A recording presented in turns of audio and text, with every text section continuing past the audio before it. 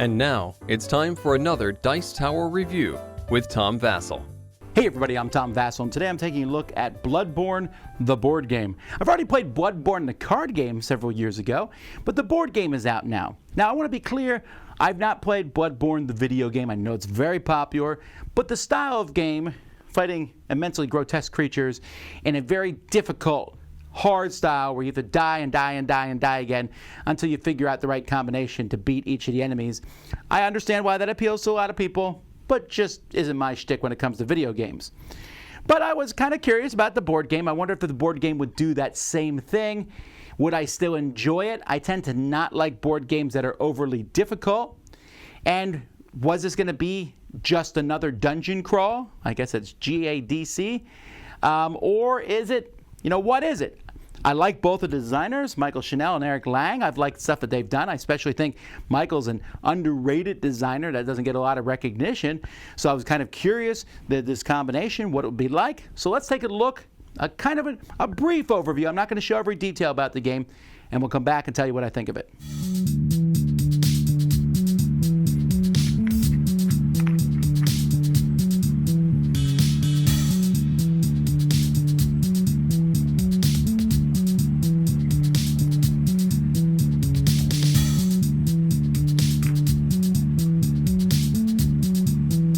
In this game, each player is going to get a hunter dashboard. They'll have a figure that matches the character you pick, and each character gets a trick weapon, which has two different sides. You'll be able to start with whatever side you want, but as the game goes by, you're going to be flipping from side to side. You're going to be playing cards to these slots, and when all the slots are full, you're going to have to flip it to the other side to use it, although there are things that let you open up slots. Each of these has different weapons, different attacks you can do with the weapon. And the top part here, the number of arrows shows the speed, so speed of 3, 2, and 1. And then how much damage it does, 1, 2, and 3. This is pretty obvious. And then also some special effects here. Stagger can affect enemy attacks of the same speed. And here he has another 3, 2, 1. But here damage is 1, 2, and 2. But when you dodge, you do 1 damage to all enemies within 1 space. At the bottom, it just shows you what's on the other side, so you don't have to flip it over. You also have another weapon here that you essentially can use, and then you will need to do something like this cannon here. You'll have to discard 2 cards to refresh it. You have life, which is 6 hit points here. As you get damaged, you'll take these off. And a spot to get blood echoes. These are rewards for getting enemies that you'll be able to use to upgrade your character. At the beginning of the game, you're going to pick which mission you're going to go through. So you have Growing Madness, Fall of Old Yarnum, Secrets of the Church, and The Long Hunt. So each of these is made up of 3 different chapters. So you'll start with chapter 1. If you ever lose, you have to go back to the very beginning, but if you win, you'll just go to the next chapter. The chapter will tell you what enemies. So here we have Hunter's Mob, Huntsman Minion, and Scourge Beast. So we'll take those 3 characters, and you can flip them over. They have different sides, and you just mix them up, and you're going to place them here on the 3 slots. And that's just going to show you when this shows up on a tile, that's the minion that's going to come out. And you'll put the minions, so here's some Hunter's Mobs. There's 4 of each of these. I'll put these here. The Huntsman Minion, this guy holding a brick, we'll put him out here. And then the Scourge Beasts, these nasty looking things that are going to run. And you'll put these near the board. And that's one part of setting up the chapter. You're also going to be looking at the card to see what tiles you need. So the tiles here tell me I need the Courtyard Lamp, Occupied House, Odin Chapel, Ransacked House, and then the number of players times 2 of random tiles. So let's say I'm playing a 2-player game. I'm going to take all those tiles that it just told me to take. There's Odin Chapel, the Ransacked House. Grab some other random ones and mix them together, and this is going to be tiles that you're going to draw from. You're always going to start with all your characters on the central lamp, but as you go to a new spot, when you go out this door here, for example, you'll draw a new tile. If there are symbols on that tile, it will show you this symbol, for example. That means a hunter mob is going to spawn there. Everything in this chapter or each scenario is going to revolve around this deck of cards that you have. So we'll say, for example, at the start of the hunt, reveal card 1. So I reveal card 1. This gives you the hunt mission. If you finish this mission, and there's nothing else to finish with this mission, then you are going to go to the next chapter. So this says then to move on a central lamp tile after you've collected 2 insight to reveal card 2. That doesn't finish it. You'll just reveal card 2 and do what it says. But it also says if you end your move on a courtyard lamp tile, reveal card 5, end it here, reveal card 8, end it there, reveal card 12. So you'll go through this deck and it's going to reveal things that advance the story. Sometimes they give you what's called an insight mission, and you do that to get insight, which you'll need for the main hunt mission in this particular one. And all kinds of things will happen until it gets to the ending. And, well, this is the intro. When it gets to the end, and you'll know when you finish the final mission. And so you'll finish one of the chapters when you finish the hunt mission. The insight missions are side missions, which you often have to do. Now, players are going to be doing this around a little deck of cards that they have. And you're going to have these 12 basic cards, and they all say basic on them, so you don't forget. And as the game goes by, pretty much any action you want to do, you discard these to move. You discard these to discover a new tile. You discard these to interact with something on the board. But many times you're going to move into enemies, and you're also going to use these to fight with that enemy. Whenever you fight an enemy, you're going to have to go by your hand of cards. And you have a small hand of cards that you'll be replenishing each round, but you're going to play a card onto one of these slots here. So if I play a card here, for example, I have a speed of 1, but I'm going to do 3 damage to them. I also get to draw 1 because that's what it says here. When the enemy goes, I'm going to draw from this enemy action deck. And in this enemy action deck, there are 3 basics, 2 specials, and 1 ability. So you'll have this shuffled, you'll draw 1. This says do the special. So he's going to do the back swipe. So he has a speed of 3. He hits me for 2 damage. And my attack doesn't even go off because his says stagger. Stagger says cancel the enemy attack with a slower speed. He's faster than me. Now, if I had drawn basic for him, he would have hit me for 3, but then I would have also hit him for 3. And his hit points are 5, so I would need to hit him 1 more time to kill. So for the most part, combat is very deterministic, except you don't know what's going to come from these enemy action cards, except you kind of do. See, I just drew this special card, and the next time there's a fight, I'm going to draw 1 of the remaining cards. These are not shuffled until they're all gone, even if I fight another enemy. So if there's 1 card left, I know exactly what that card is going to be. And so all the different monsters have different things, again, like I said, based on which side you're going against.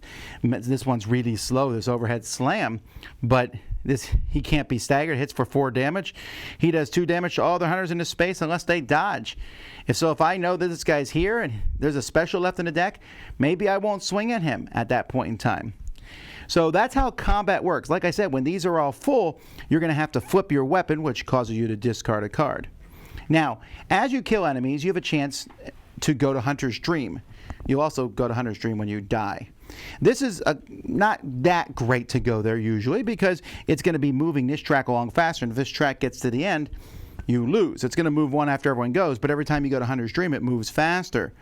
But when you go here, if you've collected the blood echoes, every time you kill them, you can turn them in for upgraded cards. These will replace a card in your deck, but they do different things. Like this here staggers enemy and does a damage. This does damage and you can't suffer stagger or stunned. Well, that would have been really useful in that situation that I just had, right? So you're going to be upgrading these. But that's not the only thing. You'll find consumables, which are one-shot things like a Molotov cocktail and bone marrow ash and a blue elixir. And then also, depending on the scenario, you may find very specific equipment. Hunter torch, tiny music box, and each of these, sometimes they have something to do with a story, but sometimes they have like a special ability that they will give you. So that's basically it. On a player's turn, you have different actions that you can take, and each action that you take uses a card. So you can attack someone, move to, interact, transform your weapon, flip it over, just go to the Hunter's Dream. But the enemies that are on the same tile as you or in adjacent tiles will move towards you.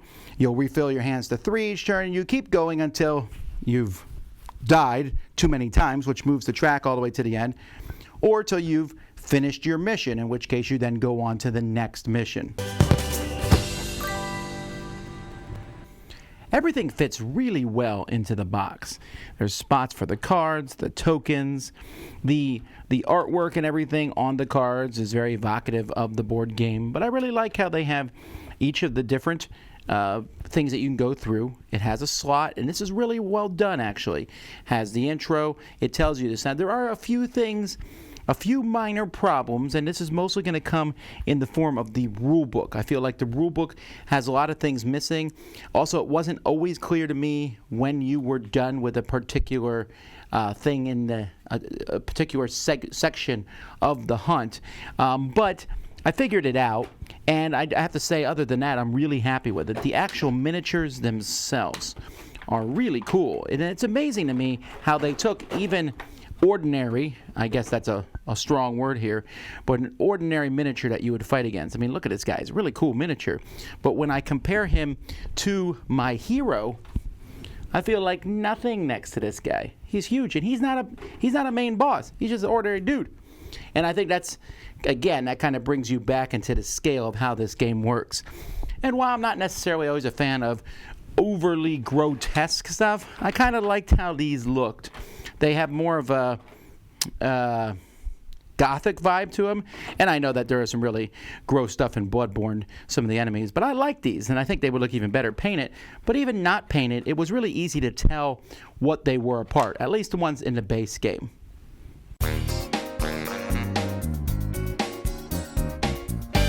For me, the biggest flaw in Bloodborne, the board game, is this, the rulebook. I mean, I didn't think the game was that difficult to understand. I thought the rulebook did a really good job. It taught me how to play the game. I was like, ha-ha, got it. But then I would run into something, and I didn't know what to do, and the rulebook didn't cover that. Now, there is an FAQ online, which has answered pretty much all the questions I have, and people have asked questions, but I found that to be a bit unfortunate. Like, for example, I was playing, I went to tile, and there was 2 enemies in the same spot. They both attacked me. How do I fight 2 enemies? Who goes first? You know, do I hit one? Do they both hit me? Does my weapon attack both of them? I wasn't quite sure. That would have been something nice. That's definitely going to happen. And then insight tokens and things like that are used various times, mixed up. That's really confusing at first. Again, reading the FAQ cleared that up. So, now the game itself is not tremendously hard. I thought it would be, but it's not. And I'm glad for that. Now, don't get me wrong, it's not a walk in the park. It's definitely hard. And I also ignore one of the rules of the game. You can argue with me on that, but the fact that if I'm in Chapter 3 and I'm fighting the final boss, and the final boss has their own little deck of cards you fight against, and I lose against that final boss, I'm not going back to Chapter 1. I'm just going to start Chapter 3 again. I'm sorry. That's just how that's going to work. Because I don't see the need to go all the way back to the very beginning. Some people may like that level of sadistic pleasure, but for me, I don't see how that's fun at all. But that's just, I'm just pretending that rule doesn't exist. But that is a rule of the game. I just think that's an odd one. At least it's only 3 chapters. But each chapter is an hour and a half. I mean, when you include setup and stuff. And so if I play through 3 chapters of this, and I lose at the end, I don't feel like doing it over again. I feel like I'll just fight the boss again. Now, I like the variety in this game. And we haven't even got to the fact that there is a billion expansions to plug and play monsters in and stuff, but the fact that the monsters can flip over, I think that the actual gameplay itself is really strategic. You have a deck of cards. How am I going to put these cards out? I'm going to put this card here. Combat's really thinky. You'll sit there and you'll think about the cards that are already out of the enemy's activation. You don't want to fight enemies all the time. In fact, you want to avoid them as much as you can because each enemy is like fighting a boss. And they're just as strong as you are. You're going to die in this game. The question is, when? I suppose someone could play through a chapter and not die, but I just don't see that happening. The game works really well as a solo game. When I played as a solo game, I ran two characters, and I thought that wasn't bad, but I enjoyed it more playing with somebody else and bouncing back, let's do this, let's do that. I played 2 of the different missions, going through them. I have not played all 4. And the storylines are okay. I'm not like gripped by this story. It's just that your typical, horrible things are happening. People are screaming, monsters are chasing them. What do you do? But that's okay. I'm here for the game itself. The theme, like it or not like it, doesn't really captivate me. Doesn't actually repel me necessarily either. But the gameplay itself I found to be unique and interesting. This isn't just another dungeon crawl. This is a little deck builder, which is definitely the thing of the last year, and using these cards, these basic cards, and then figuring out which card I want to upgrade with, how I'm going to use these cards, when do I flip my weapon, when do I use the extra weapon up there, do I have a consumable, when's the best time to use that, what enemies do I fight, which enemies do I avoid. Although sometimes it does do the video game thing, it's in here, where you like walk into a tile and they're like, boom, boom, boom. Can't leave the tile. Here's an enemy. This enemy's twice as hard as the normal enemy. You gotta fight it. You're like, oh, all right, here we go. And that happens, but I'm okay with that because, again, that's kind of the point of the game. I think if you're a fan of Bloodborne, I think you will like this. But I think if you're not, and you're just like in it for some, to see how the game is, this game is different. It's not a go in, roll some dice, but it's a thinking game, but it doesn't feel overwhelmingly despair oriented. It feels like it's tough, but you can make it through.